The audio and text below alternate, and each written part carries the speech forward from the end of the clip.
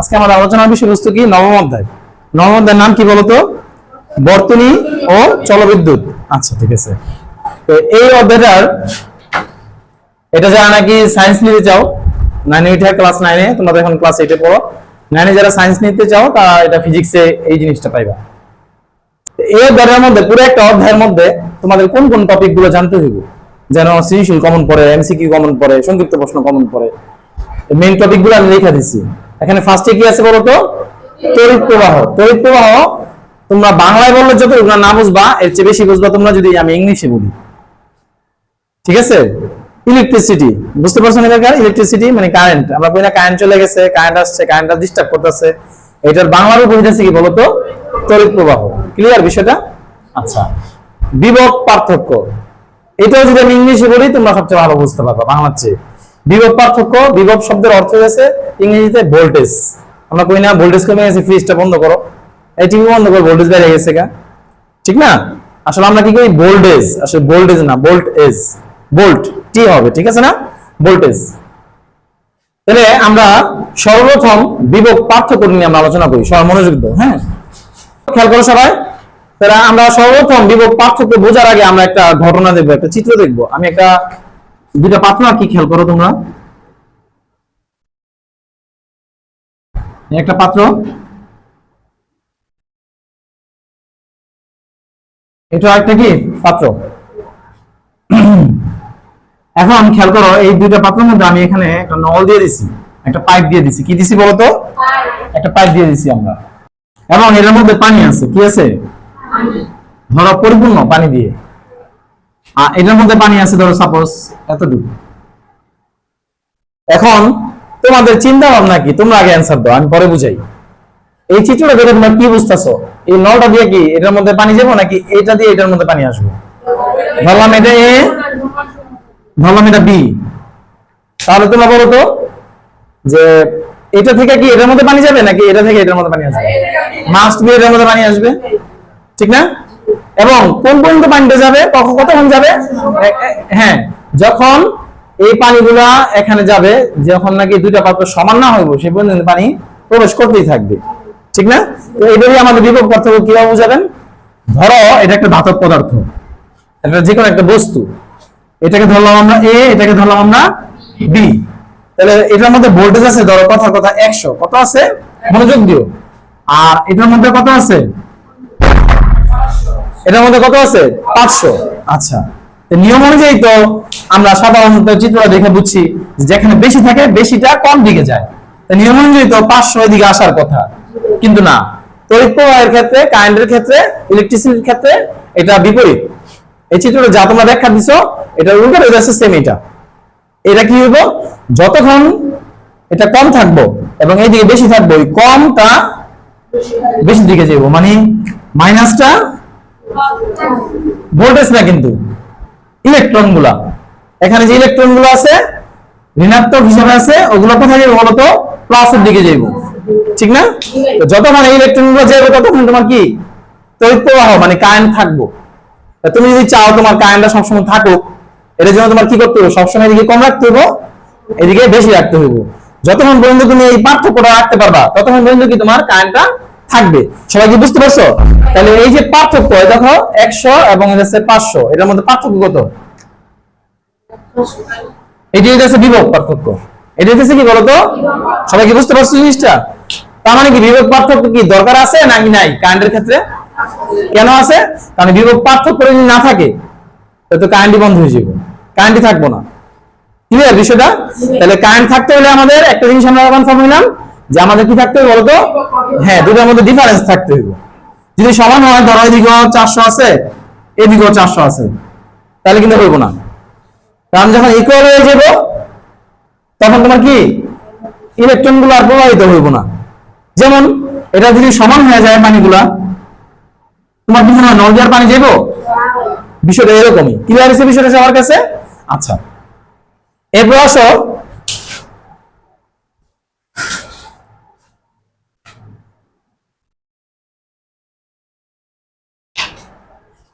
বিদ্যুৎ প্রবাহের প্রকারভেদ। মানে বিদ্যুৎ যে প্রবাহ, আমরা তো একটু আগে শিখলাম যে বিদ্যুৎ এক জায়গা থেকে আরেক জায়গায় প্রবাহিত হইতেছে, ঠিক না? এই প্রবাহের পদ্ধতিটা সিস্টেমটা কয় প্রকারের? এমসিকিউ তে আসতে পারে দুই প্রকারের, একটা কি বলতো এসি, একটা হচ্ছে কি ডিসি। তোমরা যে ঠান্ডা বাতাস খাওয়ার জন্য এসি চালাও, এসি না কিন্তু, হ্যাঁ, একটা হচ্ছে কি এসি পদ্ধতি আর একটা হচ্ছে কি ডিসি পদ্ধতি। এসি মানে কি বলতো অল্টারনেটিং কারেন্ট, আর ডিসি মানে কি বলতো ডাইরেক্ট কারেন্ট। তোমাদের একটা চিত্রের মাধ্যমে আমি বুঝাই দিই, তাহলে ভালো বুঝতে পারবা। ফার্স্ট আমরা কি করলাম বলতো, একটা দাগ দিলাম, এরপর আমরা একটা বক্ররেখা আঁকলাম, মানে আঁকা বাঁকা রেখা। ধরলাম এটা একটা ইলেকট্রন, এটা কি বলতো এখানে তড়িৎ প্রবাহ হচ্ছে, কারেন্ট যাচ্ছে। তাহলে একটা সময় কি থাকে বলতো, ইলেকট্রনটা উপর দিকে থাকে, দাগের উপর দিকে, ঠিক না, প্লাসের দিকে। আবার অর্ধেক যাওয়ার পরে কিন্তু এটা আবার কি হয়ে যাচ্ছে বলতো মাইনাসের দিকে, নিচের দিকে চলে যাচ্ছে। আবার কিছুক্ষণ পরে কি হয়েছে বলতো প্লাসের দিকে, উপর দিকে যেতেছে। কিন্তু আবার একটু পরে কি এসে পড়ছে মিন মাইনাসের দিকে, নিচের দিকে এসে পড়ছে। তাহলে খেয়াল করো একটা জিনিস, এই ইলেকট্রনটা কিন্তু একইভাবে যাচ্ছে না, অল্টারনেট করতেছে। কি করতেছে বলতো, ওঠানামা করতেছে। এই জন্য এটার নাম কি বলতো এসি। তোমার বই এই চিত্রটা পাইবা, বাট বুঝবা না, এই জন্য ব্যাখ্যা দিয়ে দিলাম তোমাদের। যখন দেখবা বিদ্যুৎ প্রবাহটা একই সমান্তরালে যাবে না, উঁচা নিচে আঁকা বাঁকা হয়ে যাইব, তখন সেটাকে কি বলা হয় এসি বিদ্যুৎ প্রবাহ। ঠিক আছে? ডিসি মানে কি ডাইরেক্ট, এটা অলরেডি তোমরা বুঝে ফেলাইছো। দেখো এটি ধর আমাদের ইলেকট্রন প্রবাহ হইতেছে এই দিকটা। তাহলে এই যে ইলেকট্রন প্রবাহ যেতেছে, যে কারেন্টটা যেতেছে, দেখো তো এই কারেন্টটা কি দাগের নিচে নামছে, উপর দিকে যেতেছে এবং একটা নির্দিষ্ট দিকে যেতেছে না, কোন আঁকা বাঁকা হয়েছে। তো এটা কি বলতো ডিসি। সবাই কি তাহলে এসি এবং ডিসিটা বুঝতে পারছো? আর পরীক্ষায় যদি খ নাম্বারে আসে যে এসি এবং ডিসি বিদ্যুৎ প্রবাহের পার্থক্য দেখাও দুটি, তোমরা দিতে পারবা না? যে এসি ডাইরেক্ট যায় না, বিদ্যুৎ প্রবাহটা কি এসি পদ্ধতিতে ডাইরেক্ট যায় না, সরাসরি যায় না, ডিসি পদ্ধতিতে সরাসরি যায়, ঠিক না? আরেকটা যদি বড় সংজ্ঞা দিয়া, যখন বিদ্যুৎ প্রবাহটা অল্টারনেটিং করে, মানে ওঠানামা করে, তখন সেটাকে বলা হয় কি এসি বিদ্যুৎ প্রবাহ। আর যখন ডাইরেক্ট যায়, সরাসরি যায়, তখন সেটাকে বলা হয় কি ডিসি বিদ্যুৎ প্রবাহ। সবাই কি ক্লিয়ার হয়েছে, কনফার্ম হয়েছে জিনিসটা? আচ্ছা, তারপরে আসো কি আমরা তৃতীয় আলোচনা, চতুর্থ আলোচনা কি বলতো রোধ নিয়ে আমরা আলোচনা করবো। হ্যাঁ, রোধ বলতে তোমরা জানি যে সূর্যের আলো রোদ পোহাও, ওই রোদ না কিন্তু। হ্যাঁ, এই রোদ বলতে কি বোঝায় বলতো, কোনো কিছুকে আটকানো, কোনো কিছুকে বলো কি, হ্যাঁ, রোদের ইংরেজি নাম হইতেছে রেজিস্ট্যান্স। বই কিন্তু এগুলো পাইবা না, বই জাস্ট রোদের প্রতীক কি বলে দিব আর। এখন আরটা কেন এত এত অক্ষর দিয়ে, ইংরেজিতে 26টা অক্ষর আছে, এত অক্ষর রেখা আর কেন দিল, এর ব্যাখ্যা কিন্তু বইয়ে দেওয়া নাই। কিন্তু আজকে পর থেকে তুমি বুঝে ফেলাইলা যে রোদের ইংরেজি কি বলতো রেজিস্ট্যান্স। রেজিস্ট্যান্সের প্রথম অক্ষর কি, ঠিক আছে না? রেজিস্ট্যান্স মানে কি বলতো কোনো কিছু আটকানো। আমরা বলি না প্রতিরোধ করব, আমরা কি বলি যে অন্যায়ের প্রতিরোধ করব। এই রোধ, প্রতিরোধের রোধ পেয়েছে, ঠিক আছে না? আচ্ছা, এখন রোধ জিনিসটা কি, ধরো এটা একটা ধাতব পদার্থ, বা একটু সহজ করি, ধরো মার্কারটা একটা ধাতব পদার্থ, এটার মধ্যে দিয়ে আমরা এই সেট দিয়ে কি করলাম, ইলেকট্রন প্রবাহ করে দিলাম, কারেন্ট দিয়ে দিলাম। তো নিশ্চয়ই কারেন্টটা এখান থেকে গিয়ে এখানে যদি সাপোজ একটা মশা থাকে, এই কারেন্টটা এখান থেকে সুইচ যদি দেই, কারেন্টটা গিয়ে কিন্তু মশাটা রেখে মেরে ফেলাবে, রাইট? কিন্তু তোমরা যেটা দেখো না, এই কারেন্টটা এখান থেকে এই পর্যন্ত আসা পর্যন্ত কিন্তু অনেক বাধাগ্রস্ত হয়। কারণ আমরা জানি যে কোনো ধাতব পদার্থ অনেকগুলো অণু পরমাণু দিয়ে গঠিত। এই মার্কেটটা দেখতেছো না, এই মার্কেটটাও কি বলতো ভাঙলে এটার মধ্যে অনেক অণু পরমাণু পাবো আমরা, ঠিক না? আবার এই বোর্ডটা বা বিল্ডিংটা যে ভাঙলো, অনেকগুলো কি পেবে বলতো, এটার ভিতরে অনেকগুলো অণু পরমাণু দিয়ে তো একটা ধাতব পদার্থ গঠিত হয়। তাই যখন তুমি কারেন্টটা দিবা, ওই কারেন্টটা যাওয়ার সময় ওই অণু পরমাণুগুলোর সাথে সংঘর্ষ হয়, যুদ্ধ হয় একটা। ওই যুদ্ধগুলো পার হয়ে এই পর্যন্ত আসে। তাহলে যদি এই অনুপ্রমাণগুলো না থাকতো, জিনিসটা যদি খালি থাকতো, ডাইরেক্ট চলে যেতে পারতো না, আর স্পিডটা একরকম হইতো। আর এখন যদি বাধা প্রাপ্ত হয়, তাহলে স্পিডটা কি আগের মতো থাকবো? তাহলে রোধটা কি বলতো বিদ্যুৎ প্রবাহকে বাধাগ্রস্ত করা। রোধটা কি বলতো, ক্লিয়ার হয়েছে বিষয়টা তোমাদের কাছে? বিদ্যুৎ প্রবাহকে কি করা বলতো, বাধাগ্রস্ত করা। তাহলে রোধ কি, যদি প্রশ্ন আসে তোমরা কি লিখবা, যে বিদ্যুৎ প্রবাহকে যে জিনিসটা বাধাগ্রস্ত করে ওইটাই কি রোধ। যদি ক নাম্বার আসে রোধের প্রতীক কি, সবাই বলো, সবাই বুঝো না? রোদের প্রতীক কি? এই তো। আচ্ছা, বাকি যারা চুপ করে থাকো তারা মনে হয় কি যে বোঝে নেই মনে কিছু। অনেকে আছে বুঝছি চুপ করে থাকে, দূরে কষ্ট করে আমার মুখ খুলমু, ঠিক আছে, এত আমার কষ্ট, সকালবেলা আমি ঘুম থেকে উঠছি, কিন্তু না, বলতে হবে, তুমি বলবা না, তোমার ব্রেন এই কথাটা ঢুকলো, ঠিক আছে। আচ্ছা, তাহলে রোদ কি তোমরা বুঝতে পারছো? ক্লিয়ার? আচ্ছা, এবার আসো মোস্ট ইম্পর্টেন্ট, এটা পরীক্ষা আসবে, এটা কি বলতো? ওহমের সূত্র। ওহমের একটা সূত্র আছে,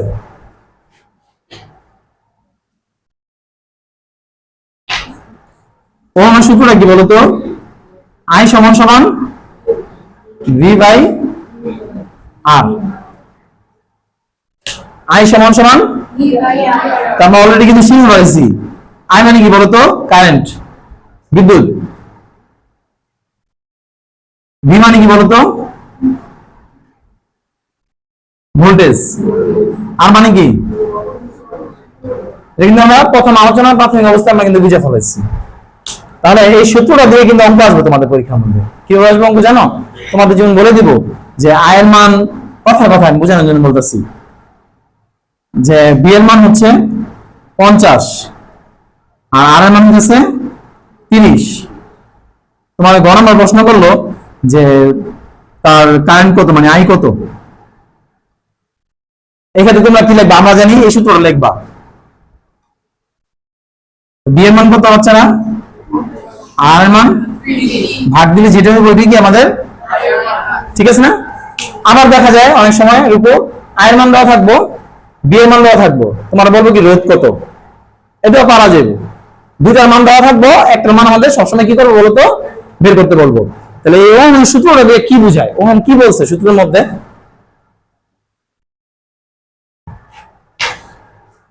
ওহম তার সূত্রের মধ্যে বলছে, খেয়াল করো, আই হইতাছে ভি এর সমানুপাতিক। এমসিকিউ তুমি আসতে পারে যে আই ভি এর কি সমানুপাতিক, আই সমানুপাতিক বি, এটা কি বুঝাইছে? আই সমান সমান বি, এটা কিন্তু বুঝায় নাই, বুঝতে পারছো? সমান সমান যদি হইতো তাহলে কিন্তু আমি সমান চিহ্ন দিয়ে দিতাম। এখানে এটাকে বলা হয় সমানুপাতিক। এই সমানুপাতিক মানে কি?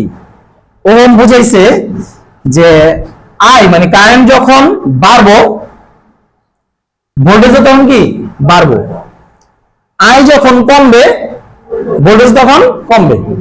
এটাকে সমানুপাতিক বলে বুঝায়। কি বুঝেছি বলতো? ওহম এই সমানুপাতিক দিয়ে কি বুঝাইছে? আই যখন বাড়বে, ভোল্টেজ তখন বাড়বে, আই যখন কমবে। ক্লিয়ার বিষয়টা সবাই? আচ্ছা, এখন স্যার তাহলে আই এর সাথে আর এর সম্পর্ক কি?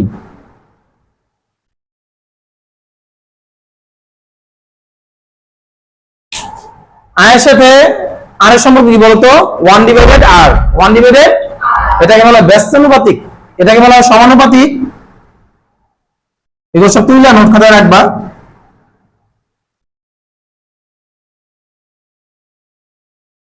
ব্যস্তানুপাতিক শব্দের অর্থ কি? ব্যস্তানুপাতিক শব্দের অর্থ হচ্ছে ওইটার উল্টা। তোমরা বলো তো, আমি বলবো এটা, সবাই বলবা যে আই যখন বাড়বে আর তখন কি কমবে, আই যখন কমবে। এক্সেলেন্ট, এই তো বুঝে ফেলেছো। তাহলে পরীক্ষা স্যার এটা কি আসতে পারে? পরীক্ষা আসতে পারে যে ধরো সাপোজ বলে দিল সংক্ষিপ্ত প্রশ্ন যে ওহমের সূত্রটি ব্যাখ্যা করো। তোমরা কি করবা? যে ওহমের সূত্র ব্যাখ্যা করা হলো, লেখা তোমরা লিখবা যে যখন বিদ্যুৎ বাড়বে, ভোল্টেজ তখন বাড়বে, আবার বিদ্যুৎ যখন কমে যাবে, ভোল্টেজ তখন কমে যাবে। ঠিক অনুরূপভাবে বলো,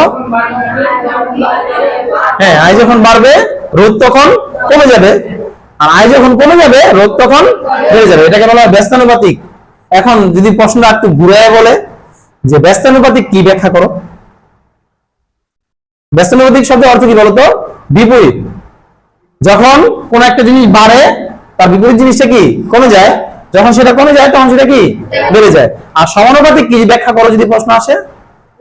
হ্যাঁ, বাড়বে তখন ওটাও বাড়বে, এটা যখন কমে যাবে ওটাও তখন কি কমে যাবে। তাহলে মোটামুটি কিন্তু আজকে আমরা অর্ধেক অধ্যায় কিন্তু কমপ্লিট করে ফেলাইছি। এগুলো বাইরে কিচ্ছু করতে হবে না, বরং এখানে বেশি দিছি আমি আরো, কারণ তোমাদের মধ্যে অনেকে সায়েন্স নিবা, তো এখানে যদি আমি বাদ্যা পড়াই তাহলে দেখা যায় তোমার অনেক কিছু নানি গিয়ে কষ্ট হয়ে যাবে। বিস্তারিত আলোচনা করে দিলে নানি গিয়ে, এগুলো বেসিক আলোচনা, নানি গিয়ে তোমার আরো বিস্তারিত পাইবা, ঠিক আছে না? তাহলে বাকি অর্ধেক দিন আমাদের ইনশাআল্লাহ আগামী শুক্রবার আমাদের কমপ্লিট হয়ে যাবে। এর মধ্যে তোমরা এটা পড়ে ফেলাতে পারো নিজেরা যে বিদ্যুতের অপচয় রোধ, এখনই তোমরা এক একজন একটা করে বলতে পারবা, এটা পড়ে মুখস্থ করার দরকার নেই।